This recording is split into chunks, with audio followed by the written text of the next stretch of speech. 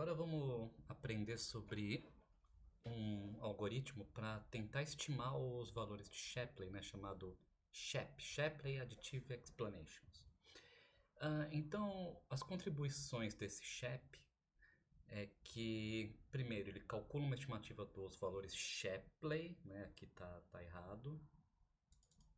Deixa eu arrumar aqui. Ele também introduz o conceito da ideia do kernel SHAP, que generaliza essa ideia dos valores Shapley para outros contextos, né? A gente vai ver isso sendo aplicado para imagens, para texto, para som. Criou também uma ideia de gráficos para visualização das contribuições, um gráfico de força também que eu vou mostrar nesse vídeo. E também conseguiu calcular os valores Shapley para a interação entre duas variáveis, né? Então, pelo menos essa parte da interação, quando envolve duas variáveis, eles resolveram, coisa que o Shapley não fazia, né? Então, a ideia geral é que agora ele calcula os valores de Shapley como se fosse um modelo linear, né? Então, veja só. Ele cria essa função g de z'. O z' não é o x de entrada do nosso modelo caixa preta. É uma outra entrada que eu vou explicar daqui a pouquinho. É igual a um φ de zero, que é a base dos valores do Shapley, né? Mais a somatória, né, de 1 até m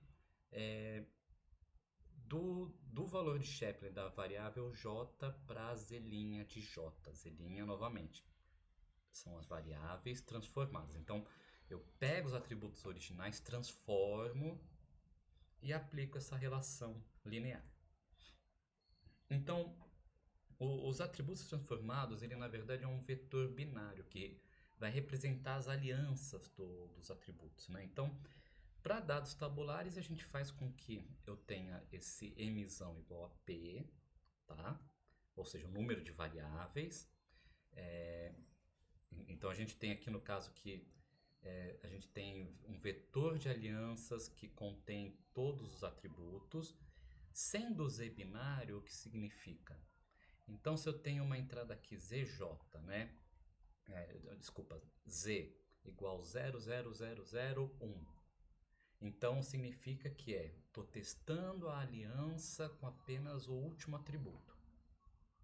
Aí eu tenho 10001. Estou testando a aliança do primeiro atributo com o último atributo. E assim por diante. Então, o papel do z aqui binarizado, ele fala quais são as alianças que eu estou avaliando para esse modelo linear. Para os outros tipos de dados, né, então, que não sejam dados tabulares, eu posso criar agrupamentos de atributos. Então, cada ZJ representa um grupo de atributos. Pode ser um superpixel, n-gramas de texto, algum componente do áudio, né?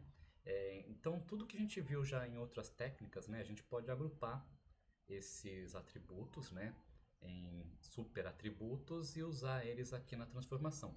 Então, isso é uma outra coisa que ele traz, né, para os valores Shapley. Então, permite calcular o Shapley para dados que não são tabulares. Então vamos lá, para uma instância de interesse, um x qualquer, eu posso pensar na transformação em que todo z é igual a 1, né? Ou seja, todas as variáveis presentes, e com isso a nossa equação anterior vira o seguinte. Então, digamos que a nossa transformação pega qualquer entrada x e gera um vetor z com tudo 1. Então, dado que tudo é 1, então tudo aqui vai ser multiplicado por 1, eu vou ter isso daqui no final, né? Um φ0 mais somatória de cada φj. Esse modelo de transformação, ele traz algumas propriedades de interesse. Então, primeiro, que existe uma acurácia local, tá? Então, esse modelo aqui, ele vai, quando a gente fizer a otimização linear, ele vai chegar nisso daqui, que é o valor esperado das predições, mais a importância, a somatória, né, da importância de cada atributo pelo valor do atributo, né? Ou seja, ele vai falar exatamente quanto está desviando ali da média. A outra propriedade é a ausência, ou seja, se uma variável não faz parte da aliança, ele vai ter o coeficiente igual a zero, né? Só que isso vai acontecer mais no algoritmo que a gente vai ver mais adiante de como que o SHAP funciona, né? Porque nesse aqui a gente já determinou que não vai ser zero, vai ser sempre 1. Mas quando puder ser zero, a gente sabe que se o atributo for zero, a importância tem que ser zero também. Consistência, né? Então se o modelo é alterado e a contribuição marginal muda de uma variável, isso vai refletir na importância. Então o que significa isso? Se eu tenho dois modelos, F chapéu e F' chapéu, né? E eu tenho que o F' chapéu de Z' menos F' chapéu de Z' removendo o atributo J, fazendo com que ZJ seja zero, se isso for maior ou igual à mesma relação para o modelo original, isso significa que a importância de J vai ser maior ou igual do que a importância de J no modelo original. Então, para esse modelo, a importância de J vai aumentar. Então, ele mantém essa consistência conforme o comportamento do modelo muda, né? E aí a gente tem aqui esse algoritmo do kernel-SHAP, né? Que ele faz o seguinte, olha só. Pega uma amostra de coalizões, de alianças, né? ZK. Então, ele gera o vetor binário ZK aleatório, né? E pega um K. Não, desculpa. Ele faz isso para cada K de 1 até Kzão, né? Que é a quantidade de vezes que a gente vai executar essa amostragem. Aí eu pego a predição para cada ZK, Z'K, né? Primeiro convertendo Z'K para o espaço original de atributos.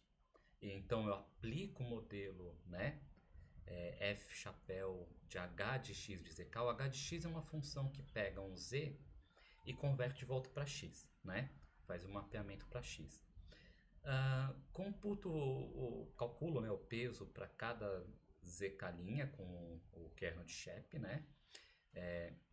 Então eu aplico a função de kernel para poder calcular o peso de cada atributo. O kernel, lembrando, o kernel é aquela funçãozinha que pondera uma certa amostra de acordo com a distância até certo ponto, né? No caso aqui a gente faz em relação à média ou algum baseline que a gente queira. E aí eu faço o ajuste do modelo linear para encontrar os valores phi de k, né? Então aí eu retorno o valor phi de k, que são os coeficientes do nosso modelo, né? Então, assim, claro, o pseudo-algoritmo aqui listado é extremamente simplificado, o código é muito mais do que isso, tem vários detalhezinhos que são feitos ao longo do código, mas que não cabe para essa aula, né? Então a função H ela é o mapa da aliança Z para o espaço de variáveis, né? E é basicamente isso aqui, ó. Então eu estou vendo a instância X, pronto. Então eu tenho aqui, né, idade, peso e cor, tá? Com valores aqui.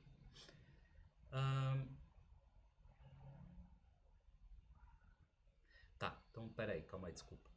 Então aqui eu tenho uma instância X, aqui eu tenho os vetores de coalizão, de alianças. Então esse aqui no caso vai ser tudo 1, né? Quando eu aplico H de X para esse daqui, eu vou ter os valores originais de volta, tá? Quando eu aplico para esse Z aqui, que tem 1 na idade e 0 no restante, o que ele faz? Ele mantém o valor original da idade para essa instância X, né? E aí ele retorna valores aleatórios para os outros atributos, tá? Então a nossa transformação é simplesmente isso, é uma amostragem que a gente fazia para calcular o valor Shapley, né? Não era isso também, mais ou menos? A gente fazia através de permutação, mas aqui ele faz uma amostragem na hora. Então eu tenho uma instância X de interesse, todo lugar que tem 0, quando converter para o espaço original de atributos, eu pego um valor aleatório e jogo ali. É isso, né? E com isso, como consequência, você consegue perceber que isso aqui vai convergir para algo muito similar com o algoritmo de Monte Carlo que a gente fez. É uma amostragem que ele faz, a diferença aqui é que ele pondera para conseguir fazer uma convergência mais rápida, né, dado que você tem algumas amostras com peso maior. Para imagens, então a gente usa os superpixels, né? Então, aqui, por exemplo, o nosso Z são essas regiões aqui, então tem superpixel 1, que é isso aqui, o 2, que é isso aqui, e o 3, que é isso aqui. Se todos estão presentes, a gente tem a nossa imagem toda presente. Se tem um ausente, no caso SP3, isso é substituído por uma cor uniforme, né? No caso cinza ou branco, né? Ou tudo preto. Então é uma cor uniforme para obfuscar aquela região da imagem.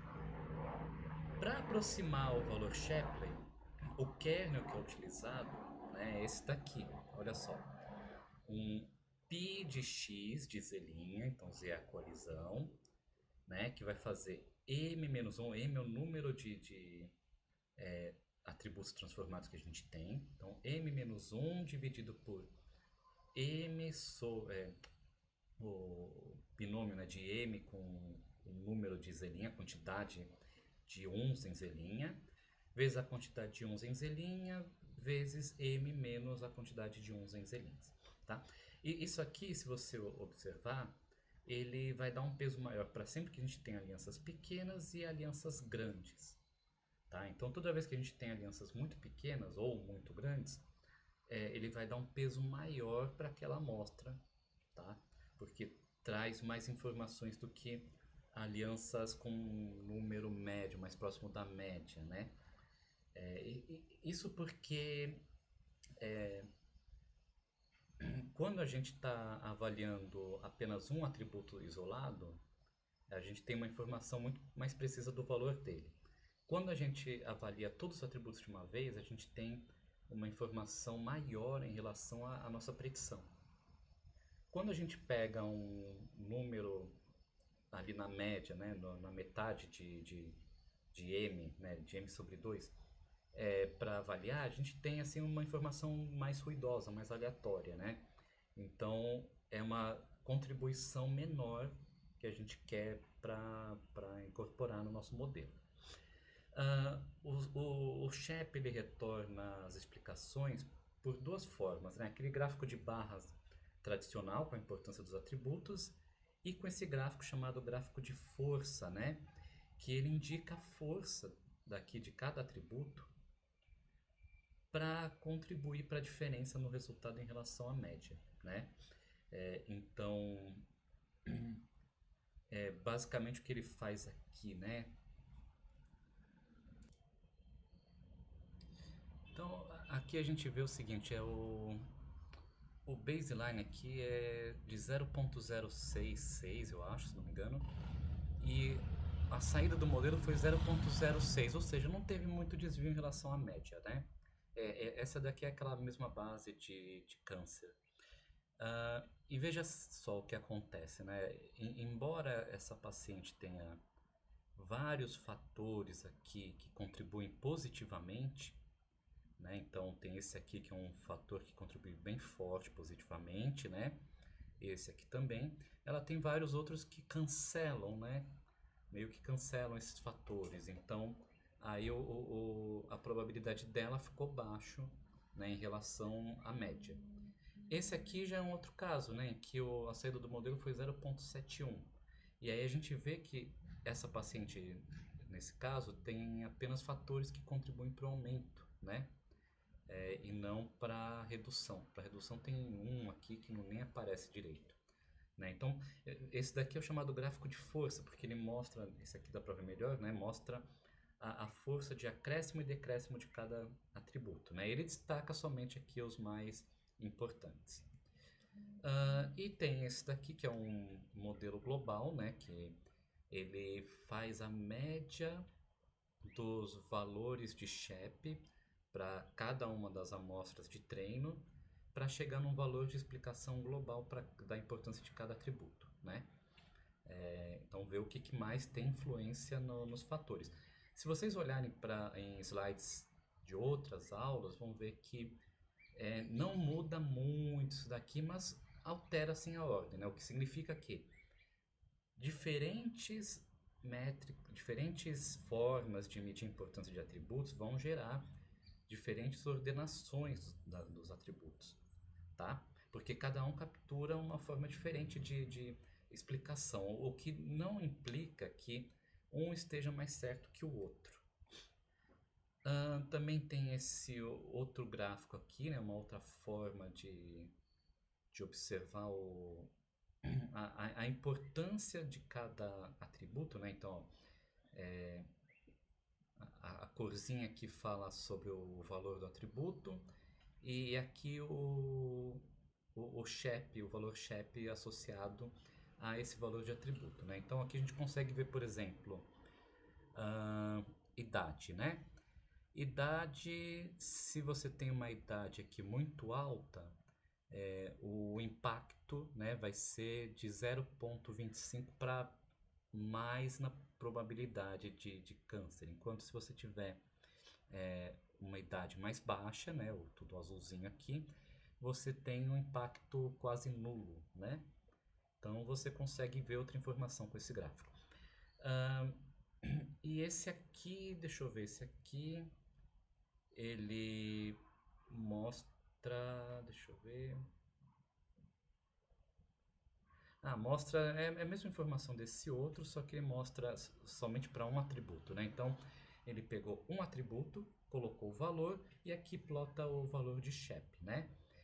Porque isso aqui é interessante, que diferente dos modelos lineares, ele mostra que o efeito da variável é não linear. Conforme vai aumentando o valor, vai aumentando a importância dele, né, para a explicação. Outra coisa que a gente pode ver aqui é que não tem uma consistência, um padrão, né, do crescimento, um padrão assim, olha, segue o mouse aqui. Só que o mesmo valor não tem uma consistência, né? Por quê? Porque ele depende dos outros atributos para saber qual é a importância dele, tá? Então, basicamente, isso aqui mostra como é que é o efeito não linear dessa variável. Então, vantagens do SHAP, né? Primeiro, ele tem exatamente as mesmas vantagens do Shapley. Então, tudo que era vantajoso e parte do que é desvantajoso do Shapley se aplica. Ele tem uma conexão com o Lime, que a gente viu mais lá atrás, né? E eu posso transformar o Lime no SHAP se eu usar o mesmo kernel. Porque é a mesma coisa. Se vocês voltarem lá no vídeo do Lime, vocês vão ver que eu vou aplicar aquele modelo linear ponderado pelo kernel. E é a mesma coisa aqui. Eu pondero pelo kernel. Se eu usar o kernel do SHAP, eu tenho os valores de SHAP. A implementação é eficiente para quando o meu modelo caixa preta é baseado em árvores, ou seja, árvores de regressão e decisão, gradient boosting, random forest, né? E permite estimar a importância global nos casos quando o custo computacional para cada explicação é reduzido, né? Por quê? Porque a importância global exige que eu faça o cálculo do SHAP para todas as instâncias. Se o custo computacional for alto, o custo vai ser multiplicado pelo número de instâncias, né? Eu não quero isso. Desvantagens: o kernel SHAP é lento e não é tão prático para explicações com muitas instâncias. Quando eu quero fazer a explicação de um ou outro ponto, dá para aplicar. Agora, se tem muitos pontos que eu quero explicar, já não é tão interessante. Ignora a dependência entre variáveis, tá? E é possível criar ataques adversariais, né? Então, dá para enganar o SHAP e dá para enganar o Lime também. Basicamente, o que acontece aqui para você atacar o SHAP, né, ou enganar o SHAP e o Lime também, é o seguinte: eles são baseados em instâncias amostradas, né, aleatórias, que são perturbações das instâncias originais, né, e possivelmente eles acabam pegando dados, criando dados que não são realísticos para sua base de dados. pro seu trabalho de interesse, né? Por exemplo, quando a gente estava falando justamente lá daquela base de dados de bicicleta, né? Talvez não faça sentido você ter uma umidade igual a zero, né? Mas o CHEP pode criar durante a estimação uma instância que tem umidade igual a zero. Então o que acontece? Os pontos amostrados para determinar o valor de Shapley, eles são não se apoiam na distribuição original dos dados. Se você conhece essa distribuição, você pode criar um classificador que é assim. Para todo ponto x, se x vem da distribuição dos meus dados reais, eu aplico o meu classificador que pode ter algum viés ali, tá? Ele pode discriminar algum grupo, alguma etnia. E caso o X que eu quero que ele está fazendo uma consulta, né, não vier dessa distribuição, então eu vou enviar uma resposta aleatória, uma resposta pré-determinada, tá? Uma resposta que não tenha viés, que pode estar incorreto, mas não tenha viés. E veja, é importante esse ponto, não necessariamente está correto, porque o classificador falso, ele sabe, o classificador que está tentando enganar, né, ele vai ter um classificador real e um falso. E como ele sabe determinar se a consulta é real ou para efeito de amostragem, então ele não precisa se preocupar em fazer predições corretas para a amostragem falsa, né? Para o classificador falso. Então ele simplesmente dá uma resposta aleatória ali. E quando você aplica o SHEP, boa parte do que ele vai ser amostrado vai cair nessa segunda situação, que ele vai gerar uma predição aleatória, o que vai fazer com que a importância dos atributos não seja a importância real, né? Então, quer dizer, tem um jeito de você burlar o SHEP. O SHEP, então, se torna suspeito caso você queira usar para debugar ou validar um sistema, né? E isso pode ser um fato importante, porque se você está fazendo uma auditoria para ver se você vai comprar um sistema e se esse sistema é confiável, ele pode não ser, ele pode estar tentando te enganar, né? Bom, então, próximo vídeo eu vou falar a última abordagem de modelo agnóstico, e aí a gente vai encerrar esse assunto e passar para assuntos de aplicações práticas de Explainable AI.